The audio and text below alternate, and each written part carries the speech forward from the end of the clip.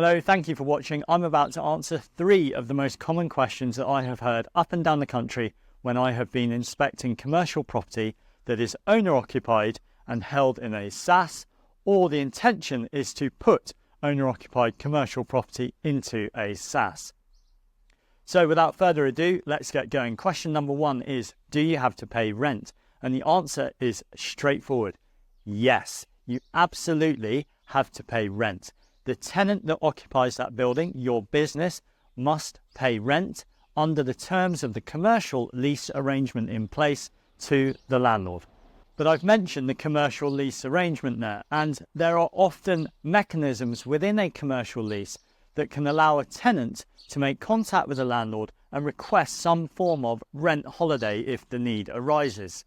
So the most obvious example of that was the recent COVID pandemic, where a number of commercial tenants were legitimately contacting the owners of the properties they occupied and requesting some sort of rent reprieve.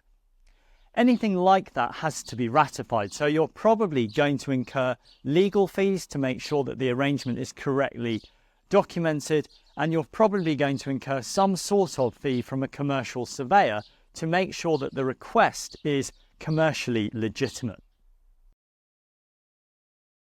So before we rush into question 2, I think there might be merit in just pausing a bit and explaining who I am. So I'm a chartered surveyor. I qualified in 2005. I have spent my entire life looking at the investment performance of lots of different classes of property or real estate investment up and down the country and also internationally as well. But of particular pertinence here is the fact that for a number of years I was head of valuation and head of investment management for a firm that administered over 6,000 commercial properties in both SIP and SAS pension wrappers. So that's not to say that I was hands-on every day with 6,000 properties, but what I was doing was gaining exposure and advising on the more problematic and quirky cases there, and also making sure that the day-to-day functions of those properties in those SIP and SAS wrappers was administered correctly.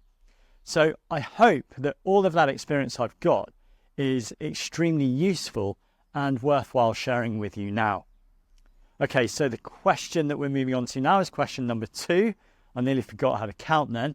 So question number 2 is, can you fix the rent at a rate that is either favourably high or favourably low? And before I answer this question, I will just explain a little bit of the context around this, because this has been asked of me many times over the years when I've met with SIP and SAS beneficiaries and owner-occupiers.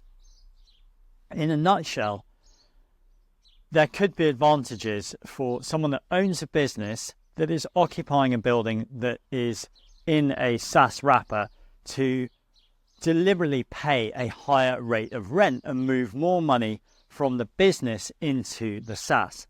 Equally, the same is also true if you're running the business that occupies the building that is owned by the SAS, and you can see that actually there are pressures on the trading environment of that business, and it would make sense to reduce the rent to take pressure off the business. You might immediately think that because you're connected to both the SAS and you're connected to the business that occupies the building, you can just turn the dial and reduce that pressure by paying a lower rate of rent. The answer in both instances is no.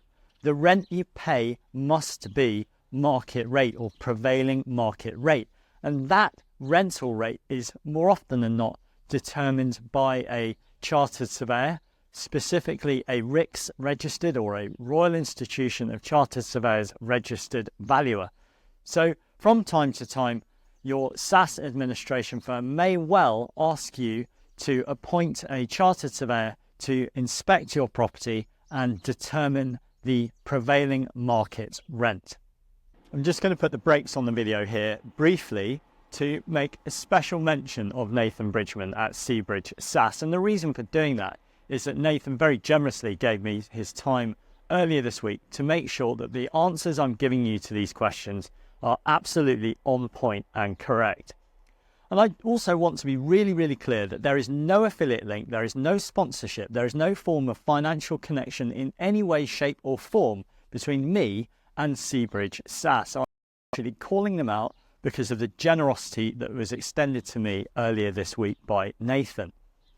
But I think it's reasonable to plug them a little bit and just explain a bit about who Seabridge SSAS are. And my plan for these videos is to showcase the attributes of lots of different SIP and SaaS administration firms that I believe are of good standing. So today is all about Seabridge.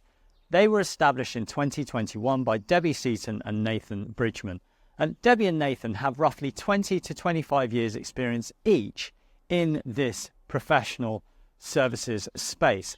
And so they know exactly what they're doing. But what I really like about them and what I really like about Seabridge is that they both set up that business from a position of passion and motivation. And that's abundantly clear because of the energy they invest in something called AMPS, which is the Association of Member-Directed Pension Schemes. That tells me that they actually take the professional side and the standard side of the SaaS world very seriously indeed. They're all about raising the bar and making sure that customers and clients like you are exceptionally well looked after. So if you are thinking about moving your SaaS to a different provider, or you're thinking about setting up a SaaS, or perhaps you're an IFA with a book of clients that are talking to you about setting up a SaaS and you don't know where to get advice from, I highly recommend that you reach out to Seabridge SaaS, speak to Nathan or Debbie, and I'm pretty sure you will be in good hands straight away. All right, so let's continue with this video then. Before I do, if you've enjoyed this video and you found it useful, please do hit subscribe. It is absolutely my intention to continue to grow this channel. And by hitting subscribe, you're supporting me in boosting the growth and the exposure of this channel. So I really appreciate it. Equally, if you've got any questions, please do put them in the comment section below, or please email me. It's really proving very helpful for me to receive more and more questions because it's helping me focus the content onto what people really want to address and have answered. All right, so finally then, question 3 is, can my SaaS buy a property I already own and occupy? And the answer is, of course, yes, it absolutely can, provided that the property is commercial property. But there is a catch. In order for a property to be acquired by your SaaS that you already own and occupy, that property needs to have its market value confirmed or ratified by a member of the Royal Institution of Chartered Surveyors. So someone from the RICS will come and inspect your property, they will apply a market value, and it is that value at which the property will transact from your own personal ownership to the ownership of your SaaS. There we go, 3 common questions that I've heard over the years being answered. Thanks once again to Nathan Bridgman at Seabridge SaaS for his input earlier in the week, just making sure that my answers were 100% correct. If you've got any questions, like I say, please do put them in the comments below. And in the meantime, if you want to see me get really excited and animated about some light industrial units and also some commercial forestry, then please watch this video here about what is commercial property. In the meantime, thank you very much for watching and have an amazing day.